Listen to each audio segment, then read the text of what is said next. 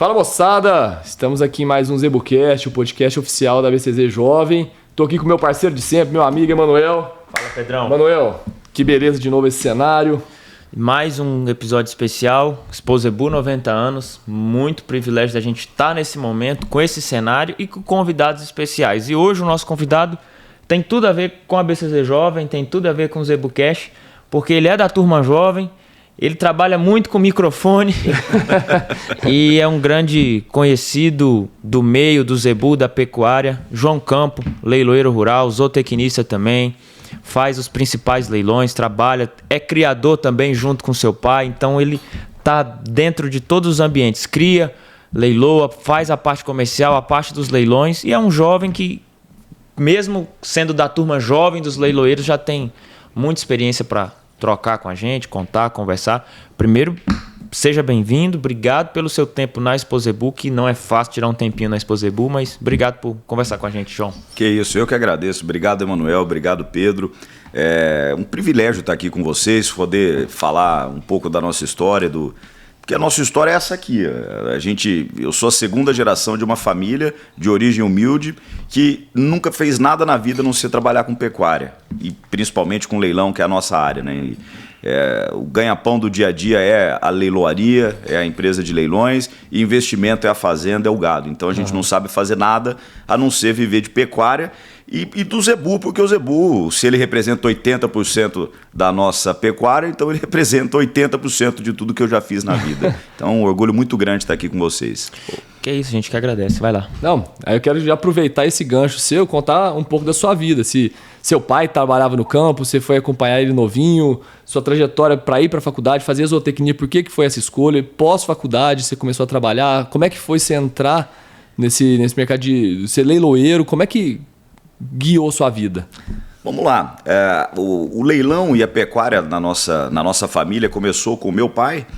Ele é da década de 60, né? E finalzinho da década de 70 ali, antes de completar os 18 anos ainda, ele trabalhava com contabilidade e tinha um empresário de São Paulo, o senhor Sérgio Toledo Pisa, que é o fundador da Programa Leilões.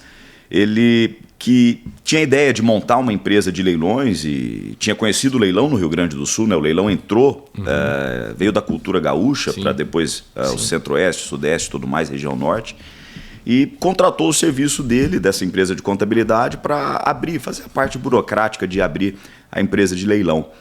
E nisso, o que aconteceu? Ele gostou muito do meu pai e chamou meu pai para ser o sócio dele no escritório de Araçatuba. E aí, meu pai saiu da empresa, foi trabalhar com leilão antes de completar 18 anos, e aí começou a vida com leilão. Em determinado momento, fechou o escritório da Programa que tinha em Araçatuba, meu pai seguiu a carreira como leiloeiro e fundou a Central Leilões em 1997. Então eu cresci, eu sou de 88, né? Eu peguei esse finalzinho da época quando ele estava com o programa para a carreira dele de leiloeiro solo, para depois fundar a Central. E eu vi esse movimento, meu pai sempre fez questão de me levar muito cedo, né? Eu comecei a trabalhar muito cedo. Eu com 11 anos de idade comecei a fazer pista em leilão. Então era um toquinho, baixinho, gordinho lá, fazendo pista e pegando lance. Eu sempre gostei disso tudo. E eu nunca me vi fazendo algo na minha vida a não ser leilão, não ser trabalhando com leilão. E até tem uma passagem muito curiosa. Eu tinha acho que 16 ou 17 anos. Um dia meu pai me levando para a escola, eu falei, pai, estava pensando bem aqui, eu tomei uma decisão. Aí meu pai falou, qual decisão? Eu falei, eu não vou estudar não, eu quero ser leiloeiro. Ele virou e falou, o quê? Eu ralo a vida inteira para te dar bom, do melhor, é inglês, é viagem, é não sei o quê, a escola particular, a melhor da cidade a vida inteira. Não, senhor, você vai fazer faculdade? Sim, senhor.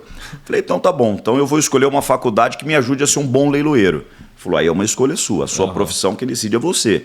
Mas... aí estudar? Exato, mas você vai estudar. Falei, tá bom. Aí eu fiz zootecnia. Eu passei na USP, né? Eu morei em Pirassununga durante 5 anos. Fiz um estágio curricular dentro da área de produção. Morei 6 meses numa fazenda muito grande, de mais de 50 mil hectares, mais de 40 mil cabeças de gado. Trabalhei um pouco com isso. E até quando eu estava terminando o meu estágio obrigatório, o gerente dessa fazenda me chamou para uma reunião. Falou, tudo bem. Ele chamava James. Eu falei, pois não, James, na Agropecuária CFM. Eu falei, pois não, James. Ele falou, João, estou muito satisfeito com o seu trabalho, eu queria alguém com o seu perfil aqui dentro da fazenda. Mas eu sei que você tem lá, o seu pai tem empresa, vocês têm fazenda, tem lá... Como é que vai ser isso aí? Falei, James, eu preciso conversar com meu pai. Meu pai é o meu grande conselheiro, meu ídolo, tudo, da vida inteira. Falei, eu preciso conversar com ele, né? Vamos ver. Aí saí de lá, na época não tinha celular, WhatsApp ainda. Quer dizer, celular já tinha, obviamente, mas WhatsApp, essa facilidade de internet ainda não tinha. E ele nessa fazenda tinha um orelhão. Aí eu fui lá pro orelhão, liguei pro meu pai.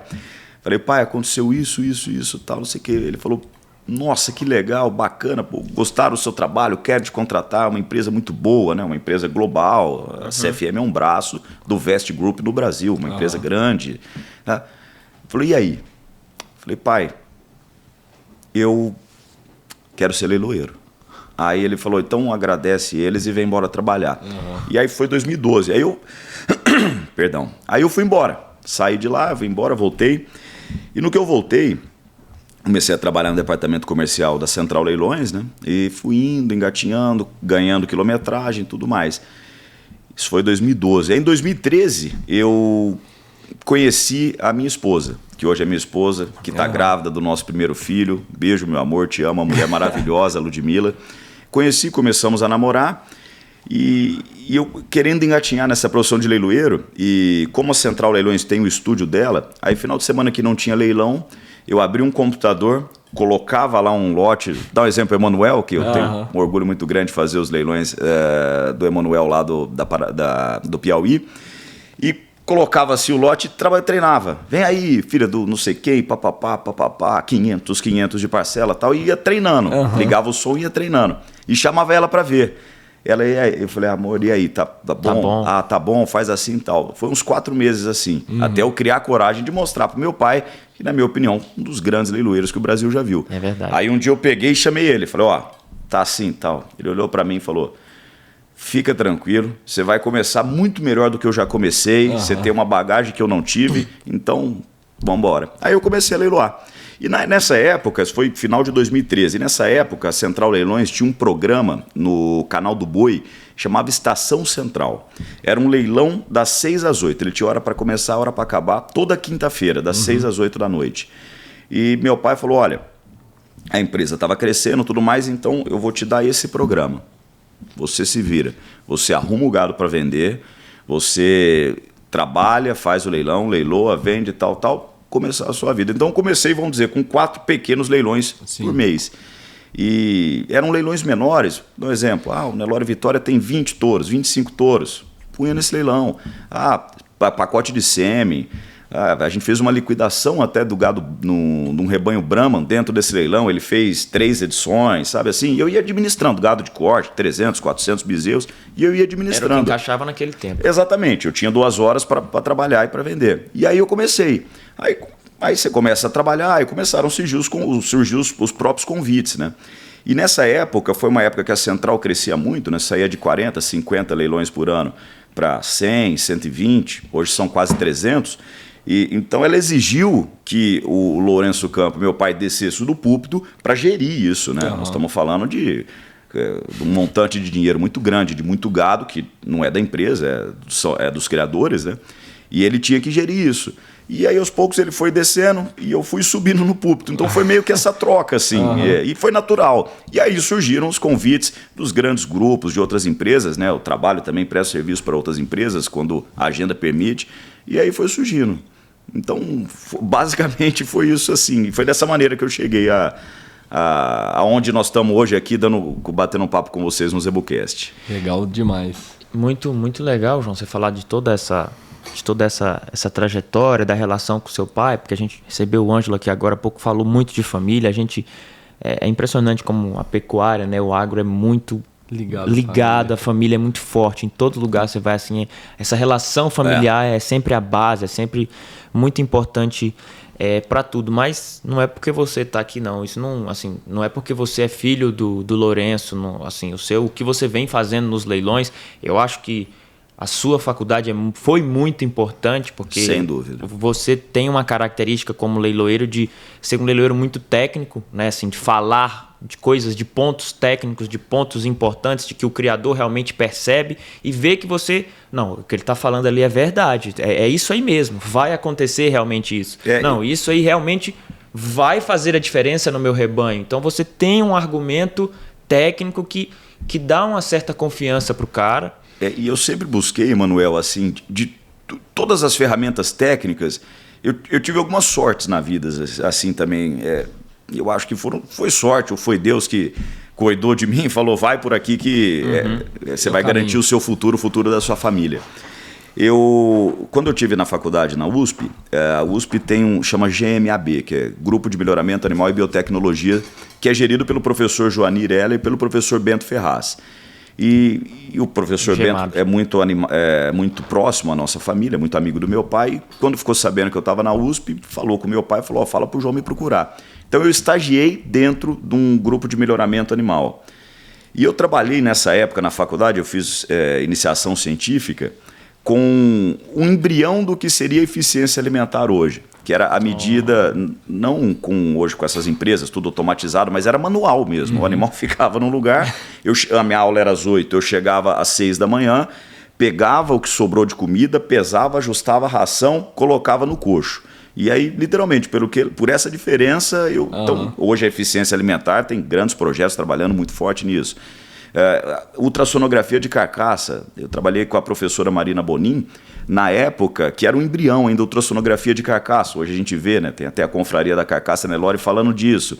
Eu fiz curso de julgamento de pista, né, até que fiz o curso na época foi o Ike Cavalari que encabeçou esse curso. Então, assim, eu sempre busquei, tive oportunidades e aproveitei. Tem que gostar, né? Tem que gostar, senão... Tem que gostar. A gente teve... há uns 30, 40 dias atrás, lá na comemoração de 30 anos do GMAB. Ah, é verdade. Foi o GMAB. Eu acho que o Gabriel foi também, né? Tava eu, o Gabriel e o Ricardo Abreu. Tava lá, foi 2 dias, um ciclo de palestras bem interessante lá na USP Pirassununga. É um grupo realmente... Eu não conhecia, mas eles fizeram um breve... resumo histórico dos 30 anos, um trabalho muito importante que eles muito importante para o Zebu que aquele grupo tem, assim, pelo que eles já realizaram, pelo que eles já fizeram, de grandes projetos, de grandes realmente academia, né? Você sair da academia e chegar até o criador, chegar à ponta, né? Eu acho que esses grupos, né, citando como você falou, do grupo do professor Bento, e aqui, obviamente, na FASU a gente tem isso, tem nas outras universidades, eu tenho um pouco mais de liberdade de falar de lá, porque eu tive lá dentro. É muito importante. Esses grupos são os grandes responsáveis pela extensão rural, né? Pelo que é feito na academia, chegar de fato à tua fazenda, a minha fazenda, a sua fazenda, chegar na produção. É muito interessante. Você falou do Ângelo, você vê como é que são as coisas, né? O Ângelo esteve aqui, eu estou aqui agora, e há uns 15 anos atrás, o meu pai que fazia os leilões do Orestinho, da Marco AT. Então tudo vai exatamente. E essa noção, né, do agronegócio, da família perto, é algo muito importante. Assim, eu acho que a gente ter o respeito, eu vejo o respeito que você tem pelo teu pai, eu vejo o respeito que vocês têm pela origem, pela família, e isso é fundamental. Eu acho que por isso que o agro é tão forte, né? Sim. É impossível a gente desvencilhar esse respeito que a gente tem à origem, mas ao mesmo tempo, né, se um olho está na origem, o outro está na tecnologia, no que vem de novo, nos trabalhos e tudo mais. Essa combinação faz o agro tão forte do jeito que ele é. Verdade. Só continuando nesse assunto, nessa primeira etapa da sua vida, a gente falou sobre a primeira vez que você subiu no púlpito, pediu para o seu pai essa oportunidade. Como é que foi a emoção? Seu primeiro leilão, você subiu lá, você foi falar, como é que você estava se sentindo? Rapaz, o primeiro leilão que eu fiz foi de uma figura extraordinária chamado Carlos Alberto da Silva, o Carlão da Public. Ele criava gir na época e ele tinha um lote de touros gir para vender 20, 25. E aí a proximidade, relação, tudo tal, a gente colocou numa estação central desse que tinha antigamente. E aí foi o primeiro leilão que eu fiz. Foi um negócio, foi muito interessante. Assim, é muito marcante, porque entrou o primeiro touro, não vendeu. Entrou o segundo, não vendeu. Nossa. Entrou o terceiro, não vendeu. E você é um leiloeiro novo, 24 anos de idade, 23 anos de idade, você fala, meu Deus do céu. Não, frio da barriga já tá o corpo inteiro, assim. Aí eu falei, ai meu Deus do céu, e agora? E aí no quarto ou quinto lote, entrou um cliente que tinham 25 touros, que queria comprar 25 touros Gir. Aí a gente deu a preferência, no quarto lote ele pegou e levou tudo que tinha. Então foi um negócio muito interessante. E aí eu comecei a fazer os leilões de gado de corte. E aí surgiu uma oportunidade para eu fazer um leilão em Londrina para RBL Leilões, na época, do Elton Bacarim e do Sérgio Mendes, né? Hoje eles separaram a sociedade, cada um tem sua empresa, mas surgiu a oportunidade. E aí foi o primeiro leilão que eu fiz de touro Brahma, era um criador de Brahma à época, com gado de corte, touro Brahma tinha nesse leilão, mas de recinto. Então não foi nem para a Central, que é a empresa da minha família, foi para outra empresa, mas que são parceiros nossos, tudo mais. E aí eu comecei devagarzinho. E aí nisso eu recebi algumas passagens assim, muito importantes na minha vida. Uma delas, eu tinha começado a leiloar e estava na Feicorte. Acho que a Feicorte na época era maio ou junho, eu não me recordo bem. Mas ainda muito tímido, fazendo poucos leilões. E eu recebi uma ligação do seu William Cury, do Nelore Jandaia. Seu William ligou para mim, falou: João, que bacana, seu pai me contou, tal. Falou: eu queria te fazer um convite. Falei: pois não, seu William. O dia que você sentisse pronto, o púlpito do Nelore Jandaia vai ser seu junto com o Guilhermo, que na época era o Guilhermo que fazia. Ele falou: o primeiro leilão de touro PO que o seu pai fez há 30 ou 40 anos atrás foi um leilão do Nelore Jandaia, e eu faço questão de que o primeiro convite para um leilão desse também seja meu. E aí, legal. Maravilhoso, assim, achei muito bacana mesmo. Eu falei: muito obrigado, seu William. Foi o primeiro convite que eu recebi para um leilão de genética marcado, PO. Né? Exatamente. Só que o primeiro leilão foi um antes, que foi o leilão da Bom Sucesso. Porque na época o Guilherme que fazia o leilão da Bom Sucesso e mudou de data. Ele veio até agora, final de semana que vem. E o Guilherme não poderia fazer. E aí meu pai falou para o Michel, conversando com o seu Michel e a dona Patrícia Zancaner Carro, falou: olha, vocês vão ter que ver o leiloeiro, porque o Guilherme não vai poder fazer, porque ele já tinha um compromisso nessa data. Chocou a data. Exatamente, bateu a data. Aí o Michel falou: você está com o leiloeiro dentro de casa. Aí meu pai falou: Michel, você não tem essa obrigação. Vamos deixar muito claro, o João está começando uma carreira, tal. Não. Ele falou. Aí o seu Michel falou: você confia no João para fazer o nosso leilão? Meu pai falou: claro, e eu vou estar junto lá, obviamente, vou dar um apoio. Falou: então tá bom, então vamos embora. O leiloeiro é ele. Exatamente. E aí foi. Então foi assim, duas passagens marcantes no começo, de duas marcas que eu carrego assim, muito forte, que acreditaram, né? Que é o que a gente conversou um pouquinho antes da gravação, que o leiloeiro, a gente tem um estatuto dentro do sindicato que regulamenta a nossa profissão. E tem algumas recomendações. E a recomendação é de que o leiloeiro, sindicalizado no Sindicato Nacional dos Leiloeiros Rurais, cobre 1% de comissão do gado de venda de animais registrados e 0,5% de gado de corte. Então, é o mesmo preço você contratar, vou usar só porque somos homônimos, né? O João Campo e o João Gabriel, que é o Pelé do martelo. Então é difícil você conquistar um seu espaço nesse começo, você ir... Porque pelo mesmo preço você pode contratar o melhor do Brasil, uma lenda, ou um rapaz novo de 20 e poucos anos começando. Então é difícil até você criar corpo, criar a sua carteira de leilões, que ter os criatórios que você assiste da maneira como você assiste o ano inteiro e tal. Então esse começo não é fácil. E eu, graças a Deus, tinha uma empresa que precisava de um leiloeiro, porque assumisse o púlpito daquele tamanho, porque estava crescendo, e o leiloeiro dela não poderia mais porque é o presidente da empresa e precisava administrar tudo isso. Então deu tudo muito certo. Eu queria aproveitar aqui que você falou do Guilherme. O Guilherme, quando esteve aqui, a gente perguntou para ele assim uma passagem. Você falou de passagens marcantes, coisas legais, marcantes que te marcaram. O Guilherme falou de coisas curiosas, engraçadas, situações que ele acabou passando, né? Acredito que você também já deva ter passado por coisas assim engraçadas, curiosas. Ele falou de um leilão de abelha, que ele teve que leiloar a abelha. O Guilherme falou que não sabia, mas teve que fazer. Enfim, ou um leilão diferente, ou uma situação diferente, uma coisa curiosa que você passou e que você lembra, pô, isso aqui não tem como esquecer. Rapaz, tem uma passagem assim que é curiosa. Você sabe o que é um emu? Não. Eu também não sabia. E é verdade. O emu, ele é um parente do avestruz, da ema, exatamente, de origem australiana. E eu fui fazer um leilão onde seria leiloado na abertura um casal de emu. Eu falei, eu fiz essa cara de vocês. Eu falei, bom, primeiro deixa eu saber o que é um emu, né? E eu vou falar do emu. E era até uma criadora que tinha lá um criame de emu e ela estava doando, acho que para o Hospital do Câncer de Barretos, eu não me recordo muito bem, faz uns 10 anos isso. E teria que ser vendido aquilo. Eu falei, nossa, então tá bom, então vamos apresentar um emu. E teve algumas, até o Guilherme, eu tenho uma passagem muito bacana com o Guilherme, assim. Aí, continuando aquela história do Nelore Jandaia. Uhum. Aí eu fui fazer o leilão Nelore Jandaia junto com o Guilherme. E aí, nisso, o Rodrigo Loureiro, da Agreste Leilões, ligou pro Guilherme. Ah, Guilherme, ó, vai ter a exposição do Crato, assim, são 3 leilões, dia tal, você pode fazer. Aí o Guilherme falou, cara, não posso, tal, não tem a data. Ah, mas peraí que eu tô aqui com o João, fala com ele. Tá bom. Falei, você pode fazer? Falei, posso. Tava começando, né? Não tinha leilão, eu posso fazer. Aí partiu eu pro Crato fazer. Aí eu ia fazer o leilão no Crato de Cindy, isso que eu tô contando tem quase 15 anos, então o Cindy não tinha a expressão que tem hoje na nossa pecuária.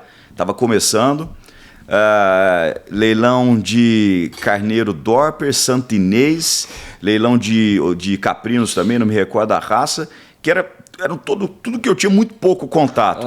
Aí a hora que o Rodrigo me passou quais leilões seriam, eu tava com o Guilherme, né? Eu falei, então tá, peraí, agora foi Guilherme, agora você me explica aqui. E ele me ajudou mesmo, falou assim, ó, o que você vê genética P dentro do Cindy é do gado do seu Pompeu Borba, uma das grandes referências. Foi explicando para mim tal. Mas aí fui pro Nordeste. E aí foi engraçado que eu tive uma aceitação muito grande no Nordeste. Eu chegava aí 3, 4 vezes por mês pro Nordeste nessa época, trabalhar com o Rodrigo. O Rodrigo me acolheu muito, né? Eu falo muito do Rodrigo, assim, com muito carinho. Ele é como se fosse hoje um tio para mim, né? A diferença não é tão grande assim para ser um tio, mas é um carinho como se fosse um tio. Que ele, a Agreste, Leilões e o Nordeste, depois da Central Leilões, foi a empresa que me deu muito espaço, que eu tive muito junto. E depois, obviamente, a Programa também, com vários leilões importantes que eu faço junto com o Paulo e com toda a equipe da Programa. Legal. Não, você tem realmente uma boa aceitação no Nordeste.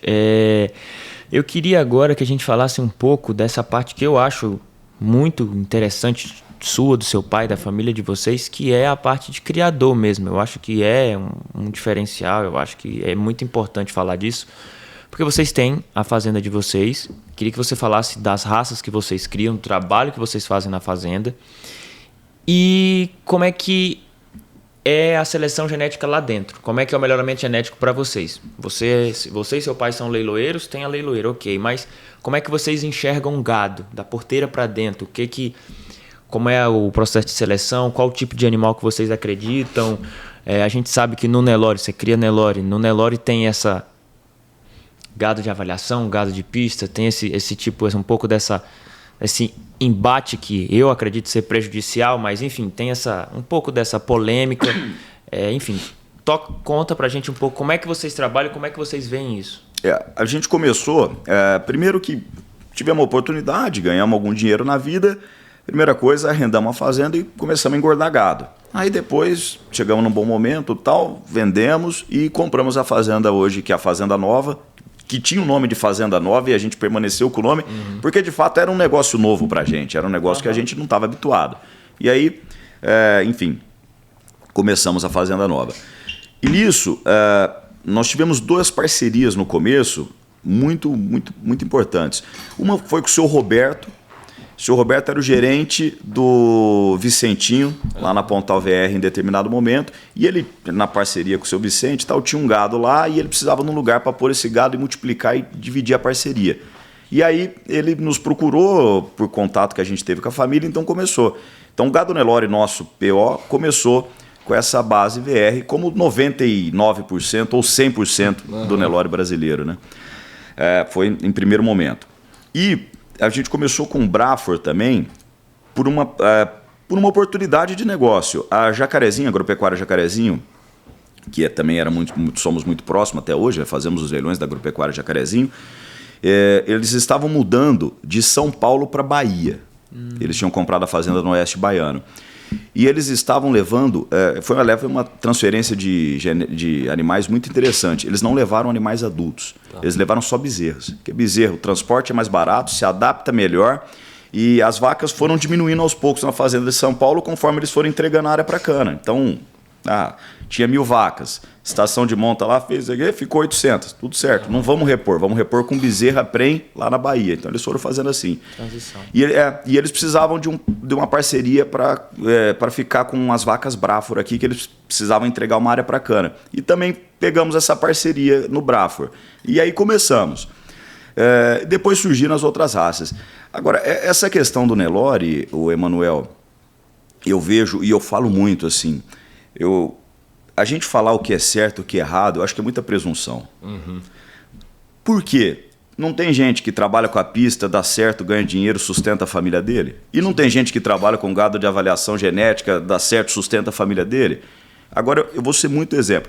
Você cria no Mato Grosso, eu crio no São Paulo e você cria no Piauí e em Minas Gerais.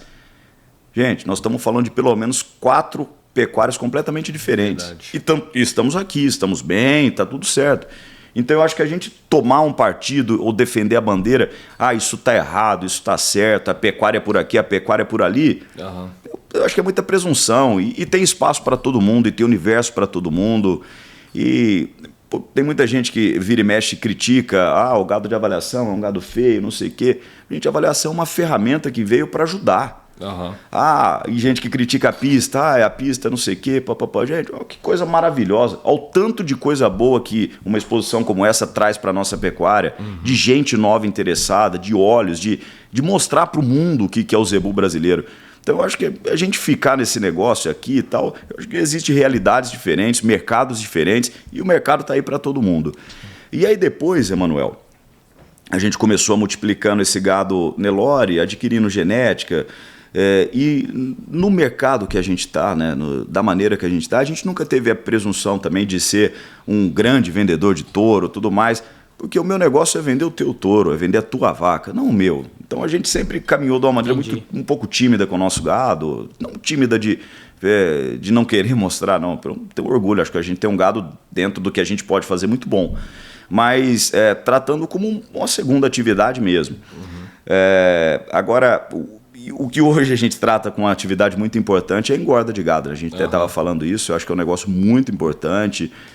A gente tem os arrendamentos onde a gente recria gado, tem um confinamento, a gente confina o ano inteiro e trabalha com pecuária, enfim. É o que a gente sabe fazer, né? Eu acho que eu falo muito isso, né? Principalmente meu pai, eu às vezes ainda tento olhar um pouco para outros negócios assim, mas meu pai, ele tem 2 coisas na vida: a empresa leiloeira e pecuária. Não tem uma terceira, não tem um prédio, uma parceria com empreiteira, com um negócio, com imóveis alugados, uma construtora, não tem nada disso. A gente é 100% focado. Pecuária, exatamente, é 100% pecuária. Aí em determinado, é até curioso, eu vou primeiro para o Brafor, aí a gente continuou com o Brafor, então a gente trabalha com os animais avaliados pela Conexão Delta G, lá no Rio Grande do Sul, 100% do rebanho registrado na BHB, né, Associação Brasileira de Hereford e Brafor. E aí, em determinado momento, o Brafor é uma raça pequena, mas é uma raça muito boa. E em determinado momento, todo mundo que vira e mexe algum cliente que a gente oferecia, falava do Brafor, não sei o que, ele, bacana, tal. E Brangus, vocês têm? Não. Não, que eu queria comprar um Brangus também. Queria comprar um Brangus também, inclusive nos nossos leilões. Aí meu pai falou, gente, eu tô perdendo uma oportunidade de negócio aqui, né? E aí a gente começou a criar um pouco de Brangus também. Tá muito no começo, esse ano foi a 4ª safra nascida na fazenda, tá bem no começo. E o Nelore veio desde então, e o Nelore é curioso, assim, como o Nelore evoluiu, né? Como o Nelore evoluiu. Eu falo que, vendo na fazenda o trabalho que os criadores fizeram, nós não somos um grande produtor de genética. Eu pego a genética dos importantes criatórios que eu acredito, tudo mais, e replico em casa, né? Compro uma fêmea ou outra, faz uma FIV, acasala. O Valtão, né? O Walter, que acasala o nosso gado. A gente avalia o gado pelo PMGZ e pela ANCP. Fazemos o grupo de manejo, ultrassonografia de carcaça, FIV de animais jovens. A gente tenta utilizar de tudo que a gente tem para poder melhorar essa genética e poder contribuir um pouco com a pecuária. E nisso, então o Nelore já tem uns 25 anos que a gente tem. Não, perdão. Nós estamos em 2025, uns 20 anos. Uhum. E nisso, nós temos uma ligação muito grande perdão, com o Tabapuã. Tá. Por que o Tabapuã? Porque alguns anos atrás, uns 20 anos atrás também, a família Ortemblad foi fazer um leilão na exposição de Rio Preto e nos procurou. E aí começamos, e aí veio a família Ortemblad que fundou a raça Tabapuã. Aí veio o Tabapuã e começamos a trabalhar muito. E fizemos muito amigos. E toda vez, por que vocês não criam um pouco de Tabapuã também? Eu falei, gente, a fazenda nossa é pequena, a gente não cabe, não. Até que aí a gente criou coragem, eles foram muito gentis também, a gente ganhou uma aspiração de presente de alguns criadores e tal, e começamos a criar o Tabapuã também. E eu até estava contando para vocês, né? Ontem a gente fez o leilão da prova de eficiência alimentar da raça Tabapuã aqui, da BCZ com a BCT. A gente ia até mandar um garrote para eles, só que era muito pouco nascimento e estava fora da janela, que ainda era um gado mais de compra, a gente ainda estava formando uma aspiração que a gente fez fora da estação, então era um gado que a gente ainda estava montando. Mas esse ano nós vamos estar juntos sim e vamos mandar. E é uma baita de uma raça também, um gado de uma habilidade materna extraordinária, de muita carcaça. É uma raça que a gente gosta muito também. É muito legal ver um leiloeiro, vocês da empresa leiloeira, tendo esse trabalho da porteira para dentro, porque vocês sabem o que o criador passa, o que as necessidades, as dificuldades, sente as dores, né? Sente as dores, isso ajuda muito na hora de entender os nossos desafios ao fazer um leilão, a apresentar os nossos animais para que vocês possam comercializar. Agora, João, eu queria falar assim com você, porque você faz leilões no Brasil todo. De diversas marcas, de diversos projetos, como você falou, de diversos objetivos, cada um tem seu objetivo, cada um tem sua realidade, cada um tem um mercado regional ou um mercado nacional, e você, como leiloeiro, eu acredito que é assim, você vai me dizer na resposta, você tem que se adaptar a cada realidade, ao que você tem para hoje. É isso que eu tenho para hoje e você tem que tocar daquela forma. Sim. Como é que é isso? Como é que você consegue estar aqui na Exposebu, fazer um leilão multimilionário dos principais criadores, o suprassumo da seleção genética, o detalhe do detalhe, para você ir para um leilão lá na ponta do Brasil, de um pequeno criador regional, uma exposiçãozinha pequena, estrutura pequena, um gado não tão preparado? Como é que você conseguir estar nos dois ambientes e conseguir tocar o leilão da mesma forma? Como é que funciona isso? Eu posso até acrescentar na sua pergunta, que eu tinha uma pergunta que eu também estava com essa dúvida. Junto com a pergunta do Emanuel, sobre essa diferença de leilão daqui da Exposebu para um realidades muito diferentes. Falar sobre realidade também física. Agora a gente falou de criação no Piauí, no Mato Grosso e em São Paulo. O leilão também muda de região para região? Você acha que tem um jeito diferente de fazer leilão de região para... Isso do Emanuel e também regional. Vamos lá. Respondendo essa primeira parte da pergunta do Emanuel. O Emanuel, a primeira coisa que eu sinto assim é que, primeiro de tudo, você tem que acreditar no que você faz. Se você não acreditar no que você faz, você está no lugar errado. Se você não acreditar no gado que você seleciona, muda.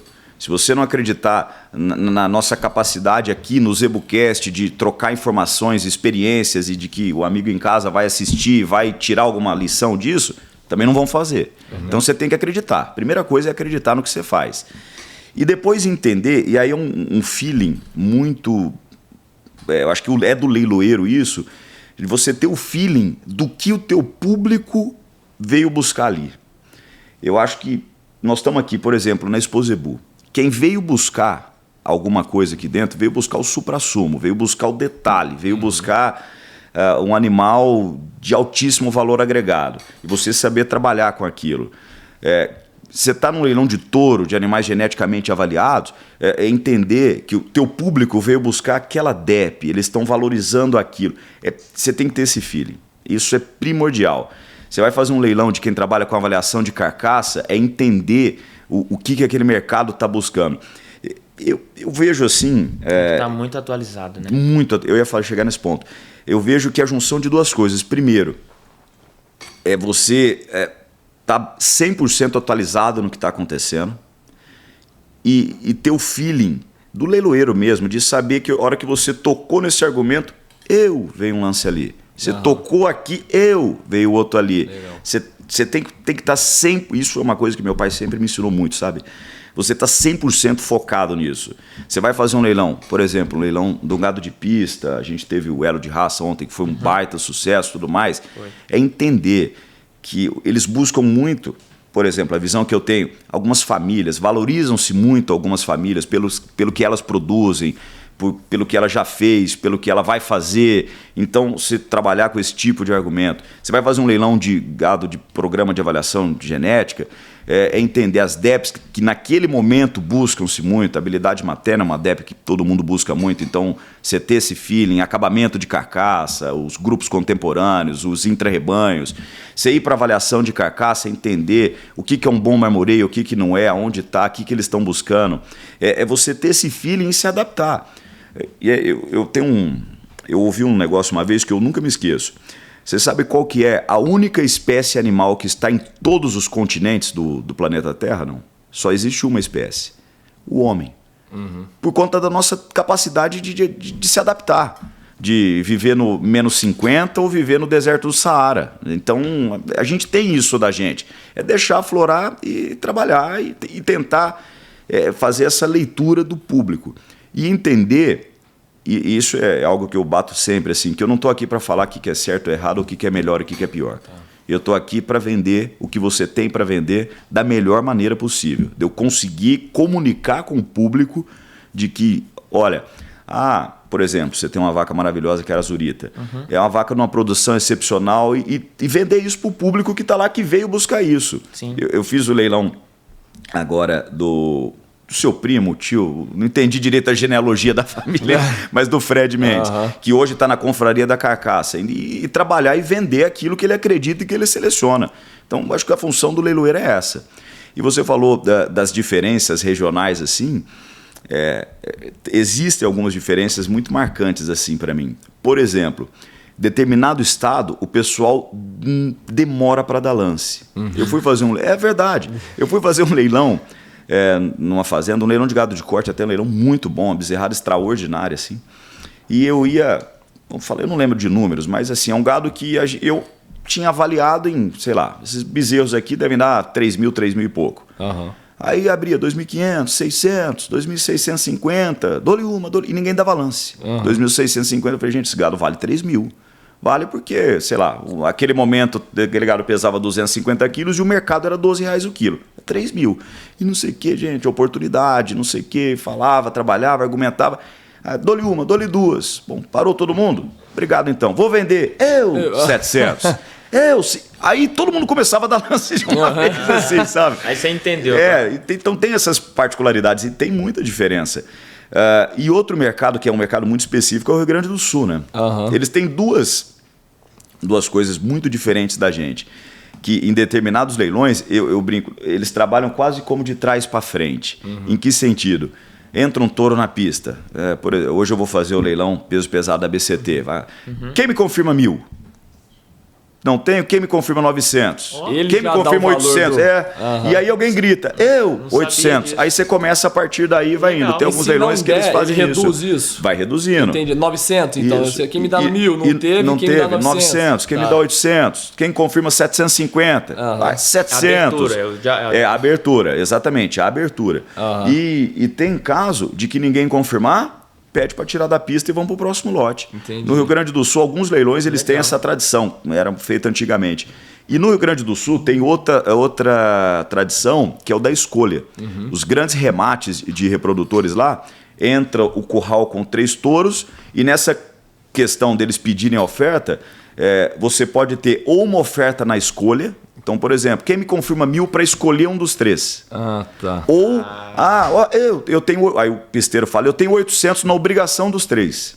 Aí não pode escolher. E o leiloeiro toma essa decisão, entendeu? Vamos embora, 800 na obrigação dos 3, então, e começa por aí. E eu faço poucos leilões no Rio Grande do Sul, né? Eles têm, até por essas particularidades, né? E tem grandes profissionais competentíssimos lá. Existe essas particularidades de mercado e você tem que se adaptar. E nisso tudo, Pedro, você falou uma coisa, eu posso estar enganado, mas eu acho que eu sou o primeiro leiloeiro, pelo menos até agora, daqui para frente pode ser que surjam outros, que fez um primeiro leilão virtual. O primeiro leilão que eu fiz foi na televisão. E eu sempre encarei que o leiloeiro, hoje, ele é uma parte leiloeiro e uma parte apresentador de televisão. Sim. Você tem que entender isso, postura, o jeito que você se comunica, tudo mais. Porque hoje a gente tem, dos leilões que eu faço, eu acho que 70% dos leilões são virtuais. Então, de cada 3 leilões que eu faço, 2 eu estou exclusivamente pela televisão. Então, eu tento trazer isso um pouco. Às vezes você tem umas pausas palatinas para explicar um pouco mais, conversar um pouco mais, tudo. Porque não é mais aquela coisa de entrou o Bezerra, entrou, saiu, vamos embora, dou-lhe uma, dou-lhe duas. Não, você está falando para não sei quantos milhões de pessoas, que talvez 10% das pessoas que estão te assistindo sabem o que você está falando, 90% não sabe. Então, você tem que trabalhar, argumentar e ir um pouco para esse lado também. Você acha que tem uma dificuldade maior, por exemplo, no virtual do que no leilão presencial, ou alguma coisa muito particular? Igual você falou de particularidade, mas você tem uma preferência, talvez, ou uma dificuldade maior para algum ou para o outro? Não, eu acho que são maneiras de conduzir diferente. Da mesma maneira como você falou que a gente tem as características regionais, né? E isso você tem que se adaptar um pouco. Acho que quando a gente coloca no paralelo o virtual e o presencial, você tem que se adaptar também. O leilão presencial é muito mais dinâmico, né? O comprador está lá, na sua frente, a resposta do lance é muito mais rápida. Agora, no leilão virtual, não. Leilão, hoje em dia, com mensagem de WhatsApp, ainda mais que demora um pouco mais, antigamente ele ligava na mesa operadora e lançava. Agora não, agora é no WhatsApp. Então você tem que ter uma cadência um pouco melhor, administrar um pouco esse tempo. Aí você falou do feeling também. No presencial, você está vendo ali as pessoas que estão dando lance, você consegue ver. Exatamente. No virtual você não tem isso. Como é que você faz esse feeling no virtual? Porque você tem também um feeling diferente, mas ele tem. Como é que geralmente é feito esse feeling no... É concentração. É você estar concentrado no que você está fazendo e prestar atenção nesses detalhes. Então, vamos dar um exemplo. O Pedro trabalha numa empresa leiloeira e está lá com um cliente. Entrou um touro Nelore branco, batoque e tal. O Pedro deu um lance. E aí foi, papai não comprou. Comprou outro cliente. Entrou um touro seguinte, é um touro fumaça. Aí você já toca. Aí passou 2, 3 touros, entrou um touro igual aquele que entrou, que o Pedro estava com o cliente e deu lance. Pedro, seu cliente do jeito que o seu cliente gosta. Então, essas coisas eu acho que é um grande diferencial. Tem que estar ligado. Você tem que estar ligado. Você vai fazer, entrou uma filha de uma vaca tal do Emanuel. O Beltrano deu lance. Passou 3, entrou a mesma família. Fulano, é a mesma família da vez que você acabou de disputar e não comprou. Não sei o quê. Você tem que chamar essa atenção. E isso eu vejo principalmente no virtual. Essa maneira de você trabalhar. Chamar a atenção da pessoa. Exatamente. E que você tem mais tempo para isso, né? O leilão presencial é mais dinâmico, às vezes você não tem esse tempo, né? Legal demais. João, queria aproveitar de você aqui no sentido de agora falar um pouco como é que saber a sua opinião em relação ao nosso mercado. Não acertar futuro, porque eu acho que é difícil também, não dá para ficar, ninguém tem bola de cristal, mas o que vocês, pelo dia a dia, por estar vivenciando isso como vocês vivem, a gente veio de um ciclo de baixa, a gente teve um momento de retração no valor da arroba, que influenciou os leilões, influenciou o nosso mercado. Agora estamos retomando, estamos numa franca retomada, estamos num momento bom do mercado. Mas o que vocês estão sentindo, o que vocês estão percebendo, tanto nos leilões de produção quanto nos leilões mais elite, como é que está as projeções, pelo menos para esse ano aí de mercado? Emanuel, se você pegar os últimos 2 anos aí, de 2023 e 2024, né, que a gente tem um ciclo completo fechado, vamos dizer assim, a gente vem de 35, 36 milhões de fêmeas abatidas. Fêmeas. Nos 2 anos, somando os 2 anos. Aí a gente pega o primeiro trimestre desse ano. A gente achou que os abates de fêmea, eles diminuiriam. Não diminuiu. Segue num ritmo muito forte. Que vai faltar o bezerro, vai faltar. E o curioso, essa semana eu dei uma entrevista, semana passada na realidade, para a DBO, falando um pouco disso. E o que eu acho muito curioso é o seguinte, a gente tem uma demanda interna hoje retraída. Ponto final. A gente sabe disso do consumo de proteína vermelha. A gente tem a exportação no momento muito forte. E a gente tem diminuído a nossa produção. Exatamente, o nosso consumo é a nossa produção. E a gente está numa arroba crescente. Imagina a hora que o mercado interno recuperar isso, um mercado interno com uma economia um pouco mais pujante, Tá. o que vai acontecer com o preço do boi? O que vai acontecer com o preço da carne? Vai subir. Tá. Eu não sei te falar, é muita pretensão virar falar, daqui 6 meses vai estar 400, ou ano que vem. Eu não sei falar. Mas o que eu estou vendo de movimento de pecuarista, e a gente tem hoje um spread muito grande do quilo de bezerro em relação à arroba do boi, é um movimento de mercado natural de que vai faltar. Sim. Vai faltar bezerro, o preço do insumo bezerro vai subir, a arroba vai subir e tudo mais. Eu não sei se isso fecha esse ciclo e sobe esse ano que vem ou daqui 18 meses. Mas que vai andar e já andou, né? A gente está falando hoje aí, Já vai. tá andando. Foi 330, 340 mais ou menos no dia que a gente está gravando aqui. Escalas curtas de frigorífico. A gente veio, esses 2, 3 anos que a gente passou de arroba muito baixa, Emanuel, a gente teve, primeiro, muita gente abatendo vaca para completar a renda. Concorda comigo? O produtor, a produtora. Ali, né? Exatamente. Produtor a produtora, pô, o bezerro valendo pouco. O boi gordo valendo pouco. Eu preciso pagar minhas contas. Então, mata um pouquinho de vaca. Come um pouquinho do teu rebanho. E a gente percebeu isso, Emanuel, inclusive na própria genética. Esse tanto de... O touro caiu de preço por conta da... Porque tudo, se você for para esse mercado touro, mercado de genética nesse patamar, o que dita o preço é a arroba do boi. Sim. A arroba do boi que dita o preço do boi magro, que dita o preço do bezerro, que dita o preço do touro. Então tudo caiu, tudo caiu. E muita venda de fêmea para completar a renda da fazenda. Então, que vai causar numa diminuição também da oferta de genética. A gente pôde ver isso já. Acho que você sentiu isso ano passado. Tudo. Sim, todo mundo sentiu. Uma oferta, custo elevado, touro barato. Muita gente, não vou fazer leilão esse ano, porque... Então, a gente enxugou a oferta. E mercado, gente, de tudo que eu enxergo assim, talvez a principal lei do mercado é oferta e demanda. Acabou. Sim. A nossa oferta vai diminuir. Diminuiu. A gente está com menos boi gordo, a gente está com menos bezerro, diminuiu. Então, meu amigo, vai subir o preço, eu não tenho dúvida disso. Eu brinco, eu tenho um arrendamento que eu comprei novilhas lá, e, enfim, estão lá minhas novilhas. Se eu pudesse ter arrendado outra fazenda, colocado mais gado, eu teria feito. Nisso. E se eu puder, que hoje o dinheiro é um só, não deu para fazer isso. Mas se eu pudesse, eu teria vendido apartamento, troca a caminhonete, compro um carro mais barato e porque eu enchi ele com novilha a R$ 7,96 o quilo. Fora o ganho de era, hoje ela vale R$ 12,50 para vender. Entendeu? Então, e digo mais, e vale hoje. E o ano que vem pode valer 14,15. Sim. Então, é hora de falando da pecuária de produção mesmo assim, é a hora de todo mundo entrar no negócio e aproveitar, porque eu não tenho dúvida.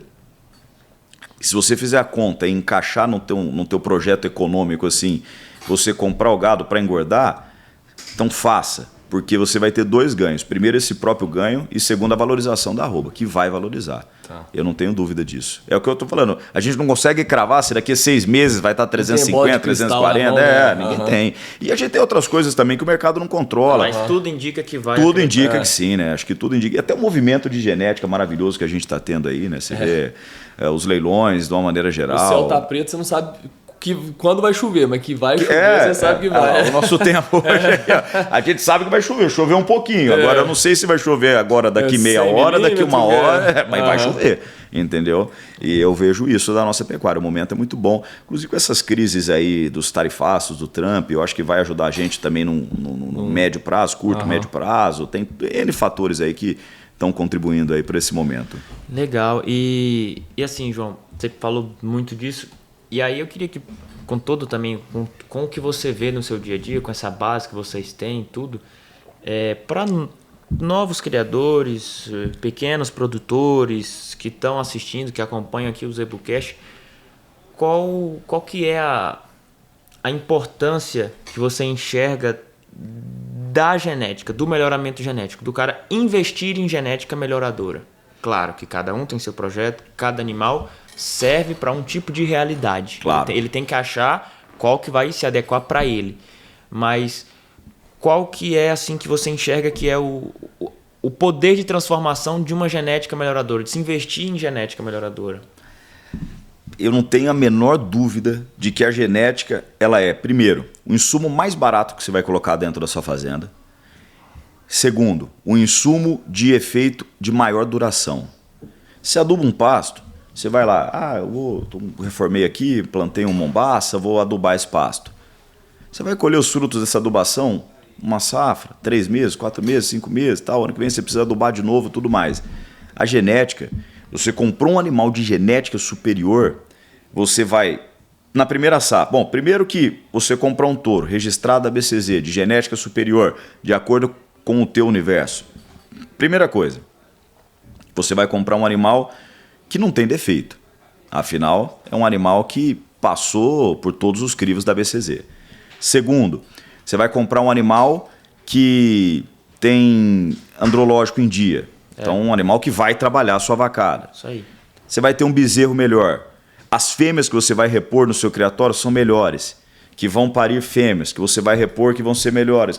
Então, o efeito da genética... Hoje, eu não tenho dúvida, assim, se eu fosse começar um projeto de cria, produção de bezerro de corte, o que era a primeira coisa que eu ia fazer? Tá com a propriedade mais ou menos organizada, não precisa estar muito organizada não, mais ou menos.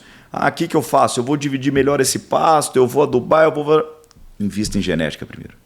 É o primeiro passo.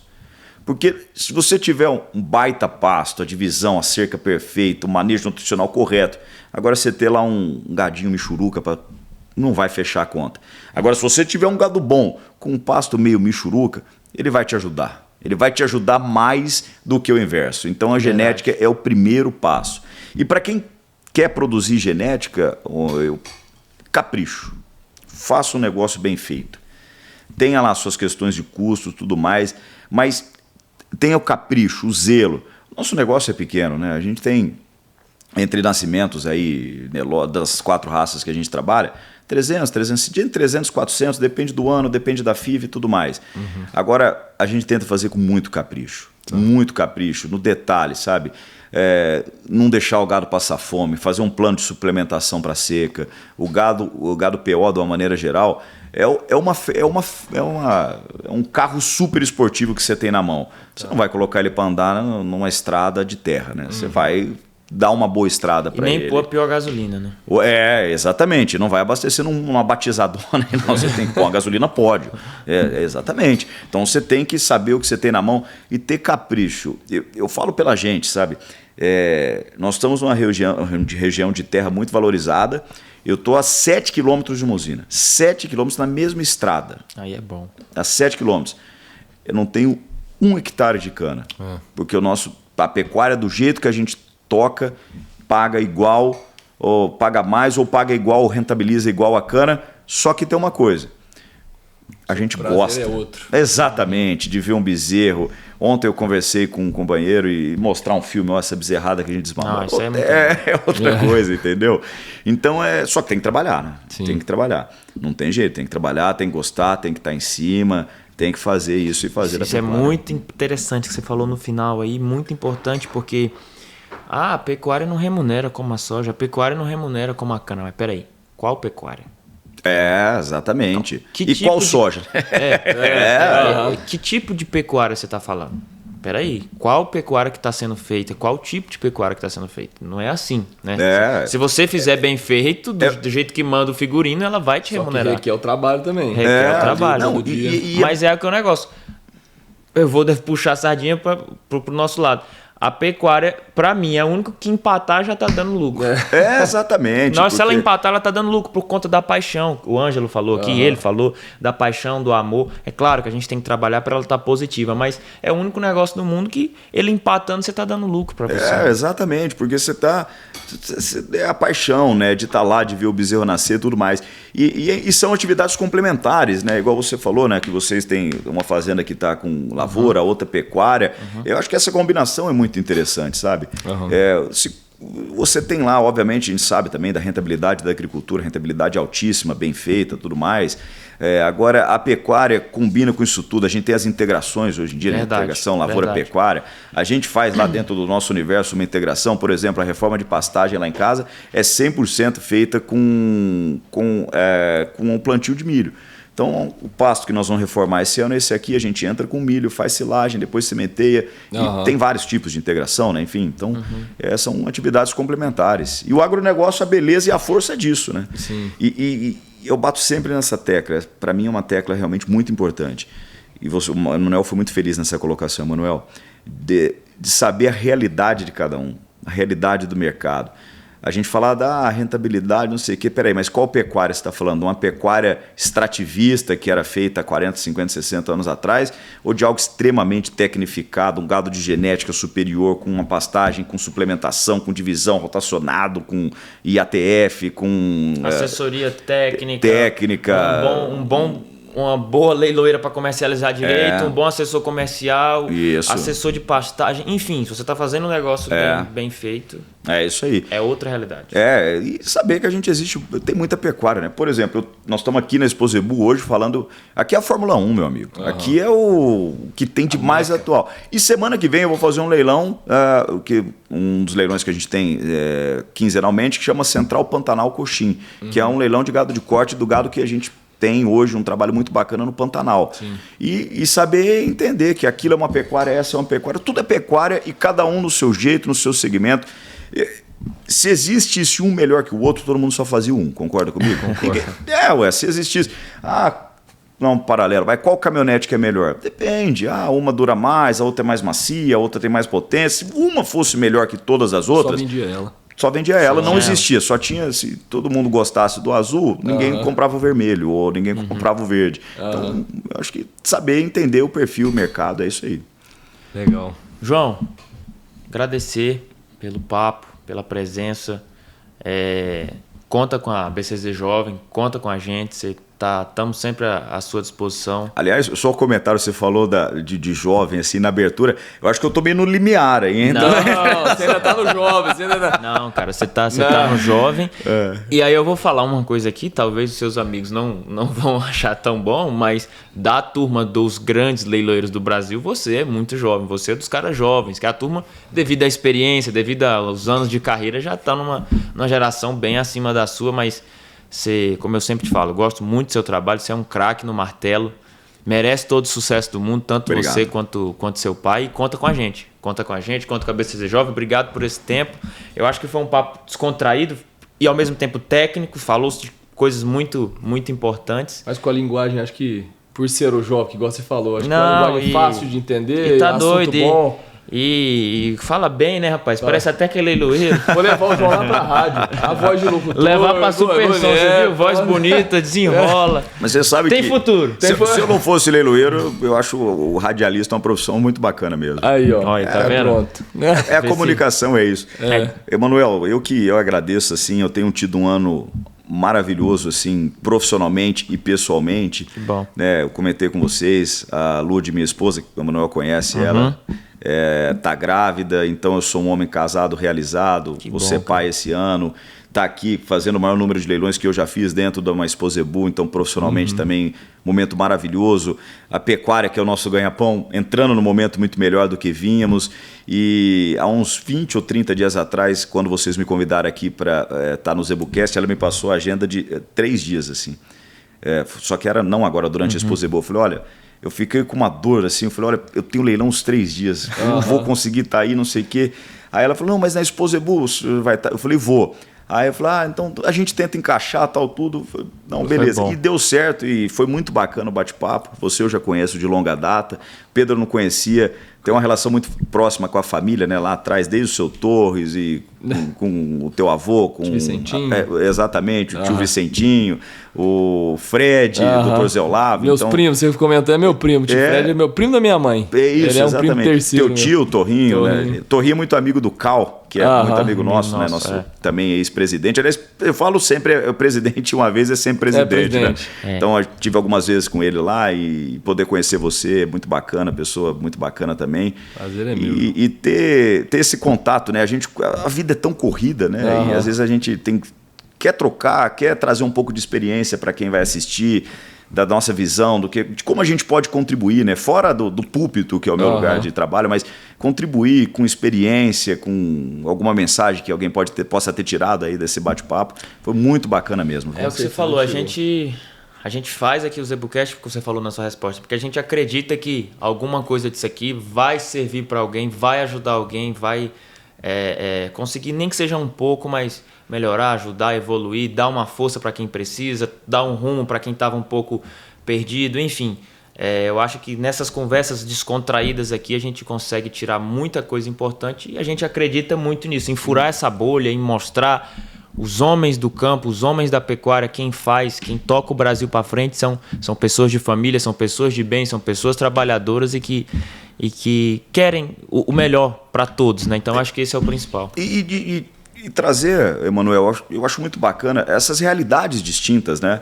Nós temos aqui, por exemplo, o Emanuel, que o seu pai vem da indústria, podemos falar assim, está aqui hoje, é o presidente da BCZ Jovem, tudo. O Pedro, que já vem de uma família tradicional, muito importante da nossa pecuária. Meu avô era vendedor de livro, entendeu? Meu pai foi leiloeiro, como primeiro da família, mas vendo a família hoje leiloeiro. A gente trazer e mostrar que está aqui, está falando, está conversando, está aqui na Exposebu olhando para a pista, ou com gado, ou num leilão, é questão de... Olha, eu fico arrepiado. É questão de querer e estar disposto a pagar o preço que é necessário. Porque na nossa profissão, por exemplo, você acha que todo mundo vê, é maravilhoso, é bem remunerado, é tudo certo, concordo com tudo isso. Agora, você dormir, por exemplo, como às vezes acontece comigo, 7 dias numa semana em 7 hotéis diferentes, não é fácil. Não gente. é brincadeira. Não é fácil. Mas é o preço que eu estou disposto a pagar de estar longe da minha esposa, de estar longe do meu futuro filho que vai nascer esse ano, de às vezes não saber como vai ser, estrada à noite e tal, mas é um preço que eu estou disposto a pagar para fazer o que eu amo fazer, que é ser um leiloeiro, que é trabalhar com leilão, trabalhar com a pecuária. E uma coisa, meu pai sempre fala assim, eu nunca fui muito fã de estudar, assim, sabe? E ele virou e falou, não tem problema nenhum. Agora, se você não gostar de trabalhar, aí nós vamos ter aí problema. Exatamente. Então, ia gostar do que faz, não ter preguiça. E se não está dando conta, eu acordo um pouco mais cedo, vai dormir um pouco mais tarde e vamos embora. Força de trabalho, acreditar no agronegócio, acreditar em todo o trabalho que é feito, nos teus companheiros, respeitar muitas pessoas.